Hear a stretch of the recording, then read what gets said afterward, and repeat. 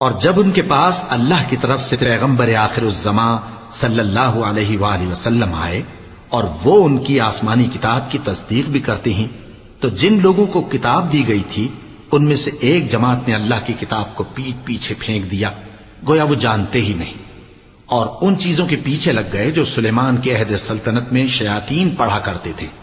اور سلیمان نے مطلق کفر کی بات نہیں کی، بلکہ شیطان ہی کفر کرتے تھے کہ لوگوں کو جادو سکھاتے تھے، اور وہ یعنی بنی اسرائیل ان باتوں کے بھی پیچھے لگ گئے جو شہر بابل میں دو فرشتوں یعنی ہاروت اور ماروت پر اتری تھیں، اور وہ دونوں کسی کو کچھ نہیں سکھاتے تھے جب تک یہ نہ کہہ دیتے کہ ہم تو ذریعہ آزمائش ہیں، تم کفر میں نہ پڑو۔ غرض لوگ ان سے وہ چیز سیکھتے جس سے میاں بیوی میں جدائی ڈال دیں، اور اللہ کے حکم کے سوا وہ اس چیز سے کسی کا کچھ بھی نہیں بگاڑ سکتے تھے، اور کچھ ایسے منتر سیکھتے جو ان کو نقصان ہی پہنچاتے اور فائدہ کچھ نہ دیتے، اور وہ جانتے تھے کہ جو شخص ایسی چیزوں یعنی سحر اور منتر وغیرہ کا خریدار ہوگا اس کا آخرت میں کچھ حصہ نہیں، اور جس چیز کے عوض انہوں نے اپنی جانوں کو بیچ ڈالا وہ بری تھی، کیا اچھا ہوتا جو وہ اس بات کو جانتے۔ اگر وہ ایمان لاتے اور پرہیزگاری کرتے تو اللہ کے ہاں سے بہت اچھا صلہ ملتا، کیا اچھا ہوتا جو وہ اس سے واقف ہوتے۔ اے اہل ایمان، گفتگو کے وقت پیغمبر صلی اللہ علیہ وآلہ وسلم سے راعنا نہ کہا کرو، انظرنا کہا کرو، اور خوب سن رکھو، اور کافروں کے لیے دکھ دینے والا عذاب ہے۔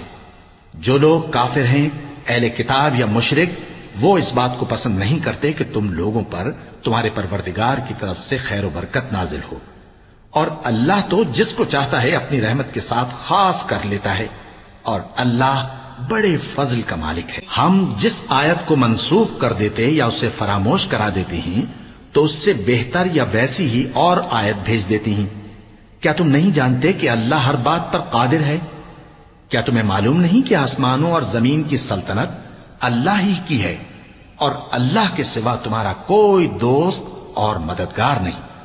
مسلمانوں، کیا تم یہ چاہتے ہو کہ اپنے پیغمبر صلی اللہ علیہ وآلہ وسلم سے اسی طرح کے سوال کرو جس طرح کے سوال پہلے موسیٰ سے کیے گئے تھے؟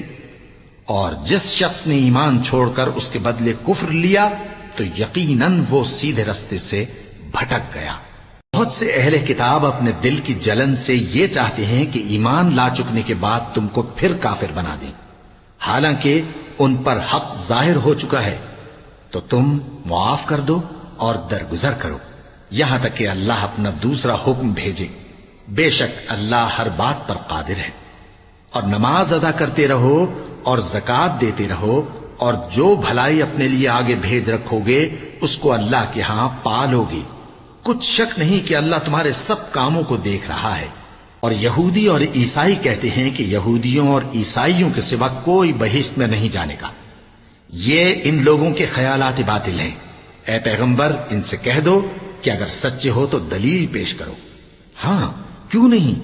جو شخص اللہ کے آگے گردن جھکا دے یعنی ایمان لے آئے اور وہ نیکوکار بھی ہو تو اس کا صلہ اس کے پروردگار کے پاس ہے، اور ایسے لوگوں کو قیامت کے دن نہ کسی طرح کا خوف ہوگا اور نہ وہ غمناک ہوں گے۔ اور یہودی کہتے ہیں کہ عیسائی رستے پر نہیں، اور عیسائی کہتے ہیں کہ یہودی رستے پر نہیں، حالانکہ وہ کتاب الہی پڑھتے ہیں۔ اسی طرح بالکل انہی کسی بات وہ لوگ کہتے ہیں جو کچھ نہیں جانتے یعنی مشرک۔ تو جس بات میں یہ لوگ اختلاف کر رہے ہیں اللہ قیامت کے دن اس کا ان میں فیصلہ کر دے گا۔ اور اس سے بڑھ کر ظالم کون جو اللہ کی مسجدوں میں اللہ کے نام کا ذکر کیے جانے کو منع کرے اور ان کی ویرانی کے لیے کوشش کرے۔ ان لوگوں کو کچھ حق نہیں کہ ان مسجدوں میں داخل ہوں مگر ڈرتے ہوئے۔ ان کے لیے دنیا میں رسوائی ہے اور آخرت میں بڑا عذاب۔ اور مشرق اور مغرب سب اللہ ہی کا ہے، تو جدھر بھی تم رخ کرو ادھر ہی اللہ کی ذات ہے۔ بے شک اللہ صاحب وسعت ہے، باخبر ہے۔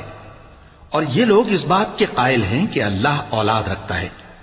نہیں، وہ پاک ہے، بلکہ جو کچھ آسمانوں اور زمین میں ہے سب اسی کا ہے اور سب اس کے فرما بردار ہیں۔ وہی آسمانوں اور زمین کا پیدا کرنے والا ہے، اور جب کوئی کام کرنا چاہتا ہے تو اس کو ارشاد فرما دیتا ہے کہ ہو جا، تو وہ ہو جاتا ہے۔ جو لوگ کچھ نہیں جانتے یعنی مشرک، وہ کہتے ہیں کہ اللہ ہم سے کلام کیوں نہیں کرتا یا ہمارے پاس کوئی نشانی کیوں نہیں آتی۔ اسی طرح جو لوگ ان سے پہلے تھے وہ بھی انہی کسی باتیں کیا کرتے تھے۔ ان لوگوں کے دل آپس میں ملتے جلتے ہیں۔ جو لوگ صاحب یقین ہیں ان کے سمجھانے کے لیے ہم نے نشانیاں بیان کر دی ہیں۔ اے پیغمبر، ہم نے تم کو سچائی کے ساتھ خوشخبری سنانے والا اور ڈرانے والا بنا کر بھیجا ہے، اور اہل دوزخ کے بارے میں تم سے کچھ پرسش نہیں ہوگی، اور تم سے نہ تو یہودی کبھی خوش ہوں گے اور نہ عیسائی، یہاں تک کہ ان کے مذہب کی پیروی اختیار کر لو۔ ان سے کہہ دو کہ اللہ کی ہدایت یعنی دین اسلام ہی ہدایت ہے، اور اے پیغمبر اگر تم اپنے پاس علم یعنی وحی الہی کے آ جانے پر بھی ان کی خواہشوں پر چلو گے تو تم کو اللہ کی پکڑ سے بچانے والا نہ کوئی دوست ہوگا نہ کوئی مددگار۔